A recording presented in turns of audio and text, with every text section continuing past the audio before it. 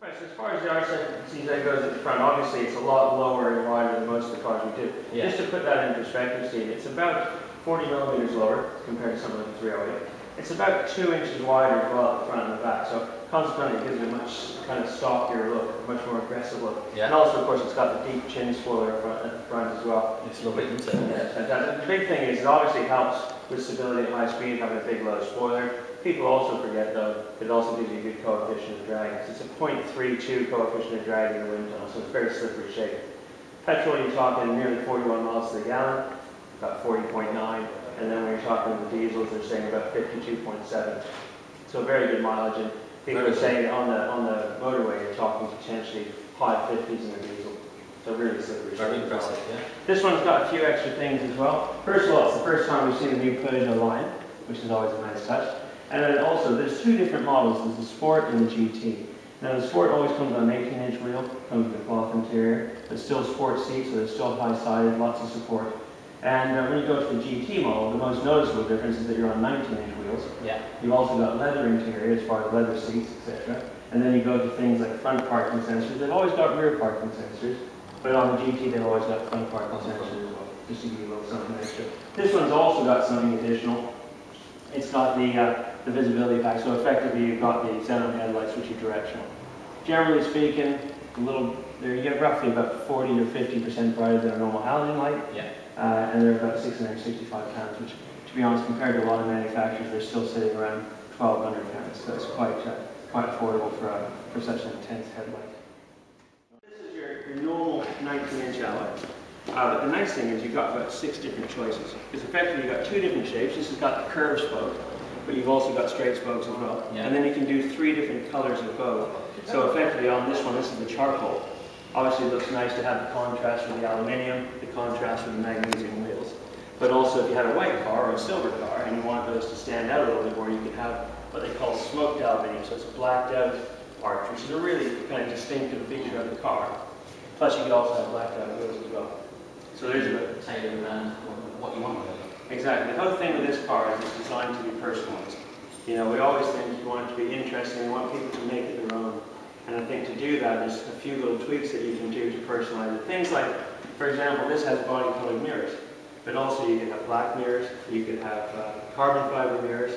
Same with the roof. The roof is very distinctive because it's what they call the double bubble roof, because it's got these bulges, which quite interestingly, that was a tie-in to the racing car, the Le Mans program, obviously, that we're doing, because the racing car has a bulging roof to get the driver's crash helmet under it.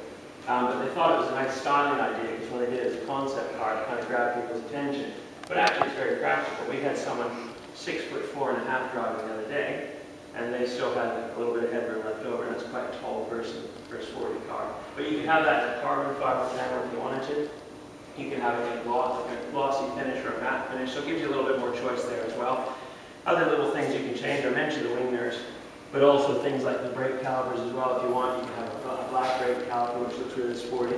And once again, 3 different choices of engine. I always mentioned the fact we've got 156 petrol available right now, 163 horsepower diesel, and in the summertime, probably around July, we'll be having the 200 horsepower as well. With the 200 horsepower, you'll notice it'll come up bigger, bigger brake discs as well. Yeah. Go from 300 mil up to 340 mil. So extra performance in every direction. The back window as well. Originally, the concept car, that was going to be plastic because it's just a concept car. Yeah. But to do it in glass is quite a clever thing. So it's got heated rear window, of course, it's all the glass, it passes all the safety standards, etc. But it's a complex shape, so it's quite an interesting, distinct style piece. Very distinct. And if we come around the back, first of all, what you've got is a row of LED lights along each side of the light, and then that reflector in the middle, basically kind of glows with the light coming in from the side. Yeah. They call it a curtain of light, so it's very kind of distinctive. The other thing that's very distinctive is very, very narrow turn signals, because it emphasizes the width of the car. Yeah. They want it to look low and wide, because it is low and wide, and every sporty car is. Yes. Also at the back you've got this rear wing. Now that's a pop-up rear wing. Interesting feature. If you do nothing at all, basically what will happen is when you get to 56 miles per hour, the wing goes up to the first setting, which is 19 degrees. And then if you're in a safe environment like the motorway in Germany, for example, or on a racetrack, then if you get over 96 miles an hour, The spoiler then goes to a steeper angle to 34 degrees and then drops back down once you go below 90 again. Can you manually change that? Absolutely, yeah. So it'll close itself at 30, but if you like the look of it, which a lot of people do, because it obviously looks quite sporty, there's a button in the center console, just push that, and you can run with it up all the time. And that'll stay up even when you turn the key off. So it's your choice, whichever way you like, basically. It's always a nice thing. And I mentioned before that whether you get a Sport or a GT, they've always got parking sensors on the back. So you've always got the peace of mind to know that there's no nasty surprises behind you. But you'll actually find it's a huge rear window. When you're in the car, you've got such good visibility behind you anyway. So from that point of view, it's it's just an added bonus that you've got the parking there as well.